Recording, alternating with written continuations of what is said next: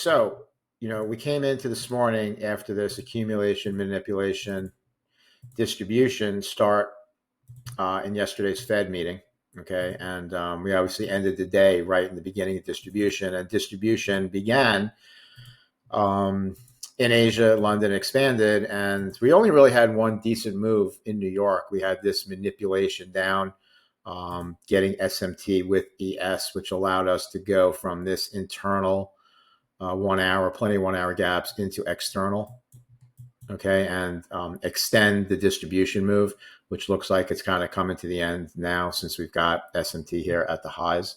How did that look like in real time? So this was the move lower here, okay, and this was the SMT, and this is the 1 minute chart. We did inverse this 1 minute, but we were coming into this 1 minute. So the best inverse fair value gap was the 3 minute. It was pretty clear. We did inverse it pretty strong. We did have a nice pullback. It didn't get stopped out.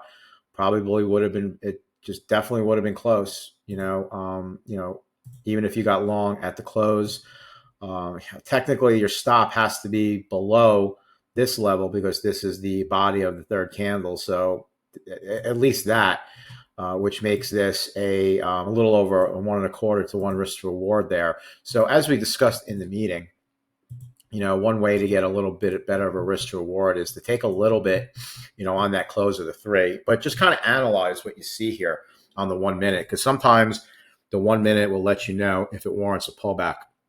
And, initially saying we have a BPR here, which is a call for a pullback. But one of the things that I do see here is, this breaker block right here, okay, coincides with a fair value gap. ICT will call this the unicorn model. So when price comes back into this breaker block, which is a failed order block, it will act as support, which it did here. So, you could have gotten in at the top, at the close. You could have got in when price came back to retest the fair value gap or the breaker block. Either way, it was anywhere from a 1.25 to got in at the top of the breaker block. It would have been probably a close to a 4 to 1 risk to reward trade. Let's say 3.5 risk to reward trade. Okay. 5 minute did make a order block down here that it just never came back to retest. 15 minute made an order block also that we're just coming back to retest it now. This price moved quickly. So actually, this could be an area right here to take action from and a launching spot for price to move higher and take out these highs right here. You've got a fair value gap. You've got an order block, a change of state of delivery area. Here's the order block, change of state of delivery. The reason why I put that there is because on the 7 minute chart is where we have that clear 1 candle. So we can use that as an order block. So it's kind of like a zone. And like I explained in the meeting today, it's not a perfect science with these order blocks. That's why we only use them as a confluence. So this would have been an area to look to take action, obviously this afternoon or early morning if we did hit it, but we didn't. But as you can see, we are getting a decent late day reaction here. So we'll kind of see if we can build on that. Other than that, one of the trades that I kind of wanted to point out was were these 2 trades right here.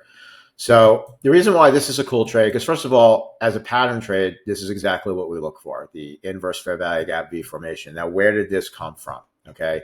Didn't come anything at the left or all-time highs, but where it did come from was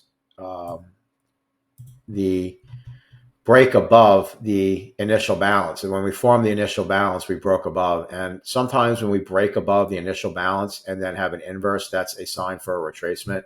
So this trade here was the break of the initial balance and an inverse, which kind of gave us an indication of a little bit of a pullback. And from 786 to, it was over a 50-point move down into here. So decent pullback. And then down here, we did get a move coming into this area right here, which was an SMT with ES. You had an inverse fair value gap here. And this was another kind of unicorn model where we have a breaker block right here that gets failed with a fair value gap overlapping it, and price came back to mitigate that before moving higher. So you could have entered either on the close of the fair value gap right here, the inverse, or the order block unicorn model. But either way, price did hit that highs right there. Hey everyone, it's Dale here. I hope you enjoyed the video. If you like to trade alongside me and our team of prop firm funded traders every day, then click the link below the video and hop aboard. We are looking forward to trading with you.